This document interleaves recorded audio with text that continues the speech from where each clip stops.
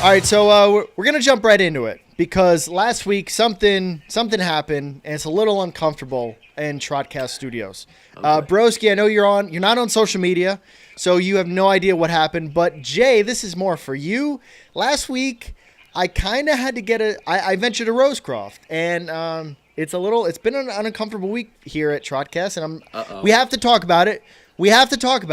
Jay, I had to get a co-host for this show, for hashtag Harness My Take last week, Jason Thompson. Here's a clip from last week. This is from J.H. from upstate New York. He writes in, "Hey Ryan, you suck, and Jason, you suck more. I want my show back." I don't know what he means by that, Jay. Do you have a response?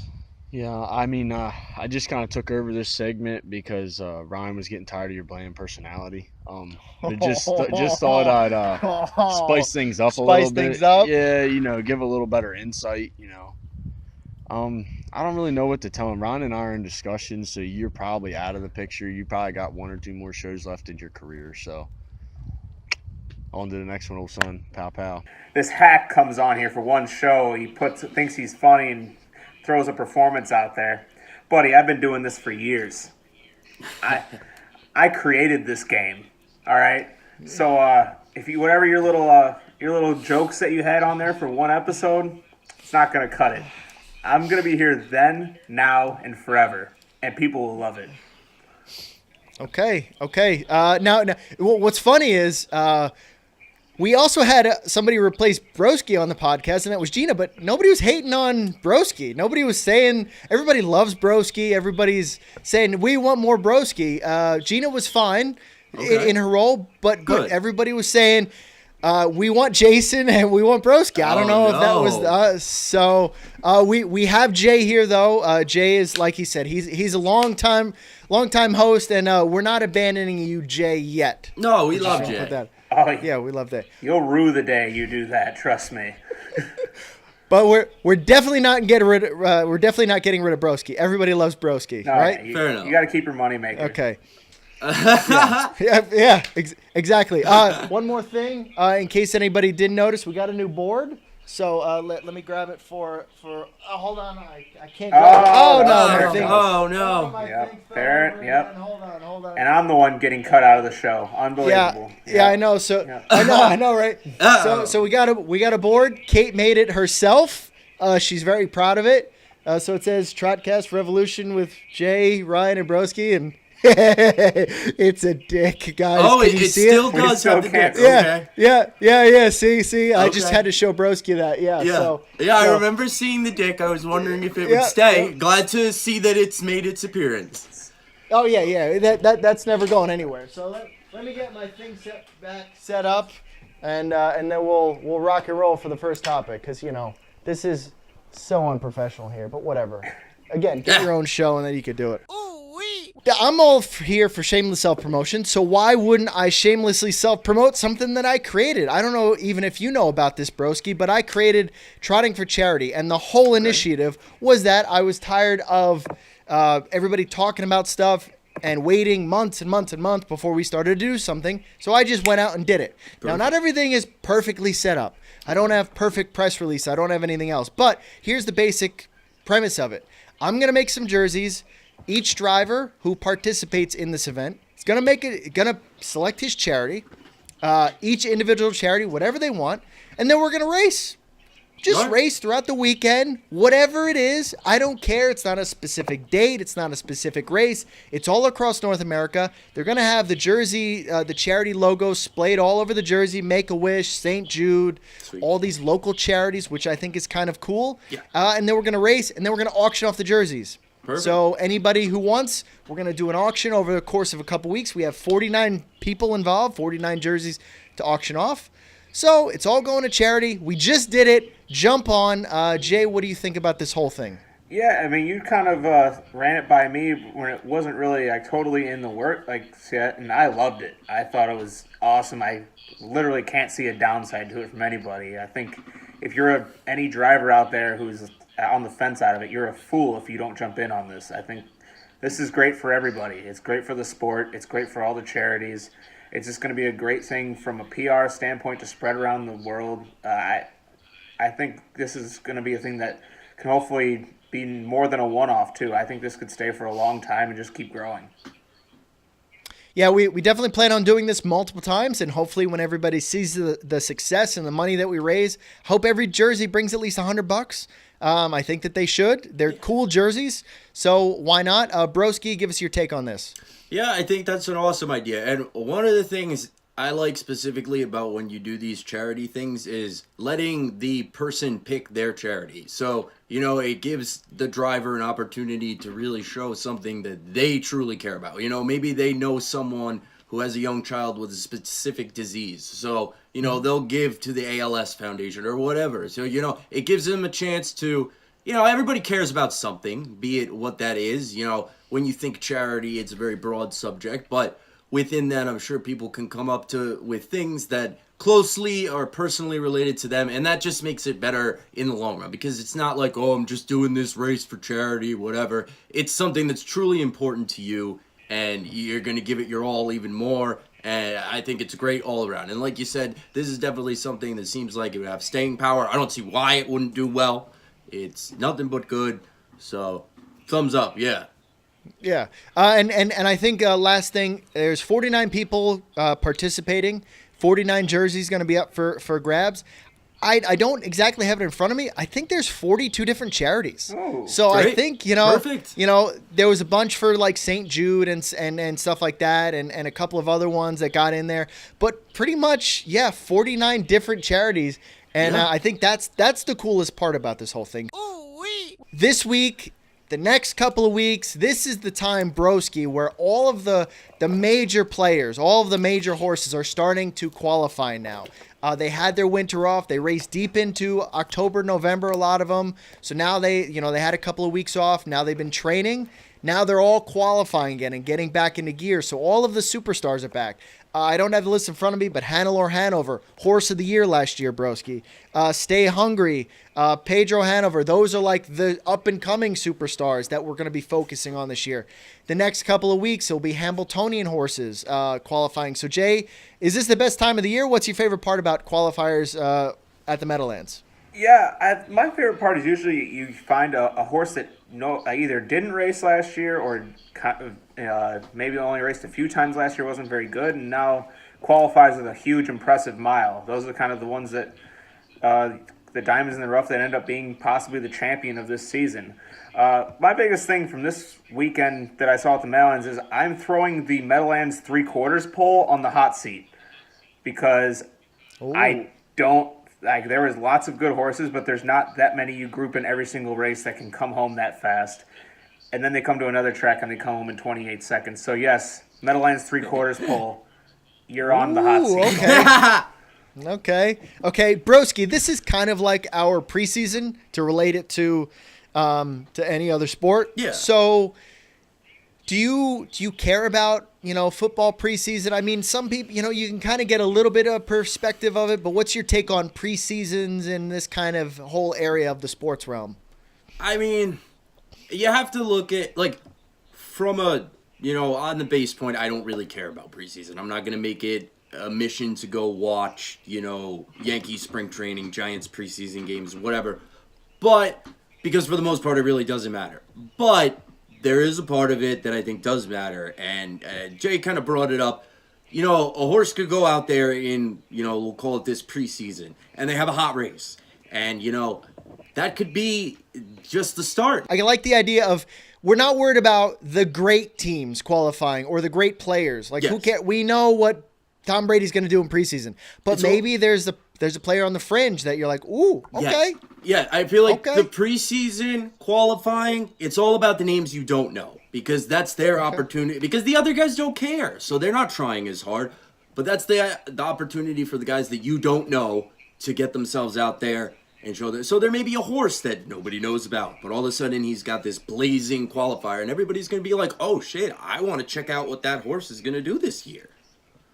Jay, last question. Do you put any stock on, I think Stay Hungry beat Pedro Hanover in the qualifier. That was one of the only things that I took from it. Because, yeah, Hanover qualified great. It's almost like just as long as they're okay, as long as they make it through preseason, that's what everybody hopes. But any stock in Stay Hungry beating Pedro Hanover?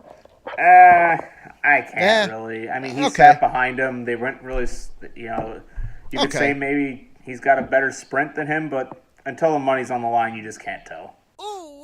Meadowlands are opening up the track for 2-year-olds in training in the upcoming May, which I think is great. I think Thursday they're doing it.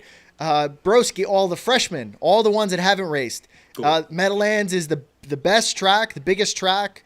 Yeah. So they open it up to let all. And now there used to be stabling at the Meadowlands. There isn't anymore. So it was very lucrative to be able to train at the Meadowlands and things like that. Now it's like, okay, let's open it up, have people ship in. Maybe they don't get the opportunity. It's like opening up Giant Stadium to, people who play flag football. It gives them a chance to great field, great atmosphere, everything like that. Right. Gives the 2-year-olds a chance to ship in, because sometimes shipping in is even like going to the stall, doing the process, getting ready. All of that stuff, learning everything, seeing the grandstand sometimes is a huge deal. Most of these horses are on farms. So, Jay, what do you think about this whole 2-year-old training at the Meadowlands? Yeah, if it's something that if you're close enough to them, it's a great advantage to do. It's you gotta crash course them on all the experiences you mentioned, the paddock, the being in the trailer for a few hours, and then immediately going to work a little bit after that.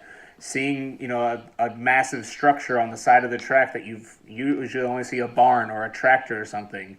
It's all the things that you don't want to have to deal with for the first time when you're going for a lot of money. So if you can get it out of the way when you're going for $0, perfect. Yeah. Broski, you got anything on that? No, I think that's a great point, because honestly, I probably wouldn't have thought of that, taking into the psyche of the horse into account, especially I guess it's a young horse. So, yeah, I mean, that's a lot of, stimuli going on at one time for it to be its first time in there. So, yeah, I think the sooner you get them in there, the better, because then they can just become more comfortable, and it's just better in the long run. And one thing going back on the I Want to Be a Driver event, like what Broski said, maybe he didn't think of all that stuff. I think a lot of people from last week at the I Want to Be a Driver event, they were asking questions that really we take for granted as people in the horse business that the public automatically knows. And I think that we need to do a better job of articulating those little things. They wanted to know, they didn't want to know how fat, they want to know how many carrots a day do they eat? What is their lifestyle like? So I think, maybe portraying this information of, this is not something normal for them. Yeah. I think that would be a pretty cool thing. Anything else on that, Jay? No, I think you've that's kind of the reason we have Broski on this podcast, is somebody that is not dealt with horses their entire life, to kind of give you the perspective of, hey, no, I don't understand what you're talking about with this, or this doesn't make sense to me, or this does make sense to me. Yeah. That if you're just talking in an echo chamber amongst harness racing people, you don't get the connection with. Right. That's right. Right. That's why everybody loves Broski.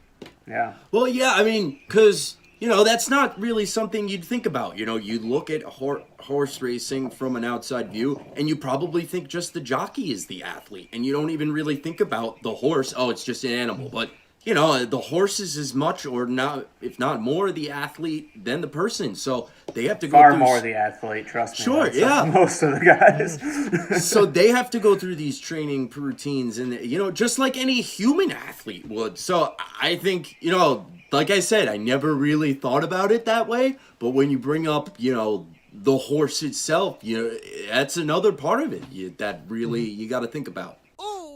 Broski, I don't know if you saw it. I'm sure you heard some stuff about it. But Jay, the WWE put on their greatest Royal Rumble in Saudi Arabia. Yes, I did hear about this. How great was it, Ryan? It was the greatest Royal Rumble. I see. That's how great it was. Now, we're not here to talk about the actual event. It was a glorified house show. Nothing happened. It was good. It was cool. It was in a huge stadium. But WWE was getting paid bank, basically $20 million to put on the show. WrestleMania banks $14 or $15 million a year. So this is a bigger profitable show than WrestleMania, which is their biggest show. The catch was that no women were allowed to compete on the show. Now, I find it interesting. I could see all sorts of social commentary around this. Jay, do you want to let's let you start this off, Jay. Yeah, most people, whether you're a wrestling fan or not, you know Vince McMahon and the persona of Vince McMahon, just either through gifts or anything on there. He's sold his soul many times for money, and he kind of did it this time. I mean, I'm gonna, I don't really shed from my political commentary. Saudi Arabia is a very fucked up place. They don't treat women right. They do a lot of pretty shady stuff, and Vince McMahon said, if you're going to pay me $20 million, I really don't care what you do. And you know what? If someone was going to give me $20 million, I'd probably be the same way. So I don't know if I can. Most people in the world would sell their soul like Vince McMahon did for $20 million. That's kind of the way I look at it. I think the interesting thing is how much money do they figure? Fuck it, I'll take the $20 million and use that $20 million. Yeah, maybe you're not going to be put on this one show, but maybe he figures I could take that $20 million and use it towards every other country that WWE is in and doing some things for women, so I can understand women being mad. I could also understand, listen, if that money's going to help us make our sport even bigger, there's a lot of moving parts in here. Even too, they put an ad for the WWE Network, which all their other shows that they have, which some focus women, and the Greater Saudi City Sports, whatever they call it, had to apologize and say, we're sorry we even allowed women on the TV, let alone in the arena. And then too, they did a segment with one of the guys there. They're from Iran. And they did they had like local tryouts with Saudi wrestlers, and they did a segment where the Iranians came out and talked shit about Saudis, like a TV show. It's a fucking TV show, and the guy the Iranian had to issue an apology. It's not me in real life. I was playing a character on TV. That's not me. Like, it's just Saudi Arabia. Yeah, it is a really. I hope that WWE's goal was to make it look like they were a real piece of shit country, because I think mission was accomplished. Sure. Jay, what do you think? Yeah, if anybody had the opportunity to watch it, like in most WWE things, like there's the front rows, it's just normal little like folding seats that people sit on. In Saudi Arabia, the royal family was the only ones allowed to sit ringside, and they had like these plush lazy boys like things to sit on, and they were only in it like half of the match. Like they would just be walking around aimlessly during the matches. And apparently, the Prince asked WWE to make sure they had Ultimate Warrior on the show, who has been dead for several years. Oh no! And they had Yokozuna. They wanted Yokozuna, who has also been dead for several years, so they just found another fat Japanese man to replace Yokozuna and be in the match to appease the Prince. Yeah, it really was. Broski, this was in a soccer stadium, right? So it's 140 yards wide, right? Right, Jay, give or take? Yeah. Wide, and 80 yards long? And there was literally probably 300 people ringside. It was all empty. The entire floor was empty because the royal family can't be seated near any of the peasants. And it just looks so awkward. And like WWE, when they set up their show, right, they have 3 areas where fans sit. And then the back row behind me where the camera is basically camera. So they block off a lot of seating, but they never show that. And I felt like WWE could have done a good job of not showing how empty the arena was, but they specifically showed how empty the arena was. Yeah. And then it was just like, we're showing that these people, they don't care about the people. Yeah, I like going with that idea, and I feel like Vince McMahon should own that, because you'd get a lot of support for that if you were like, look, we did this to make a lot of money, we'll use it towards promoting women in our sports. Well, another thing, I think it's kind of ironic that they went to go do this after they premiered the first Women's Royal Rumble at WrestleMania like a week before, and it was awesome. Yeah. So I thought that was kind of funny. But yeah, if they went into this where it's like, look, we're secretly just going to make this country look as bad as possible. And if they use that money for good things, then, you can't really fault them for it. So, anything else we want to go over, guys, before the episode's done? Actually, I do have one thing. Oh, okay. And it builds off of taking people too seriously. I feel like it's been a recent string, it's most specifically in sports, but I guess you could relate this to anything, where in the age of social media, people are going back and looking at people's tweets who are in their 20s or in their 30s, and they're looking at tweets from when they're 13 or 14 years old, and they're basing the judgment on that person there is now. I know they did this with, I think it was the MVP of the Villanova basketball team when they won. They went back and saw that he quoted some rap lyrics. Then it was recently, I think it was Baker Mayfield or Josh Allen. Josh Allen. Okay, so they went back and did the same thing with him, and I think that's so not fair. Like, and you know what? Let's be honest. All the people that are doing this are probably older. So, look, if social media was around when you were kids, all the bad shit you did would be on there too. So I just want to defend people like Josh Allen and Dante, I forget his last name, from Villanova, but I think this new string of going back and finding people's social media things from years ago is just, it's so stupid. It's not fair. It's just mean, really. I will say there was one that was great, though, was last year's NFL draft with the new Chicago Bears quarterback, Mitch Trubisky. Okay. His old tweet from when he was like 15 years old said, "I love kissing titties." Okay. Well, but that's funny. But I'm like, yes, this is what it should be about. Like, that's the 15-year-old tweets that I want to see. Exactly. That's what I'd want my 15-year-old to tweet, right? Like what else is he gonna tweet about? I don't want him talking about social issues and stuff like that. I want to make sure his whole focus is on kissing them titties. That's his whole focus should be. His entire focus should be I'm kissing titties. And your love for it, and that's it. Like, I don't want to hear about Kanye and slavery and Trump. No. I want to. If he's not tweeting about kissing titties, I don't want him on my team. How about that? There you go. How about that? Yeah. So I'm go. gonna use it reverse. If he ain't talking about kissing titties, that's it. I don't want him on my team. Okay, fair enough. I like the spin. Fair enough. I like the spin. Yeah, got to spin it around. The three of us, maybe we're an echo chamber, and sometimes we have to because we have all the same sensibilities, and I probably people who listen to the show have the same sensibilities as well. But maybe we need to have other people on here who don't share our sensibilities and say we should be more serious about everything. And why are those kids tweeting things when they shouldn't? They should be focused on school studies or whatever.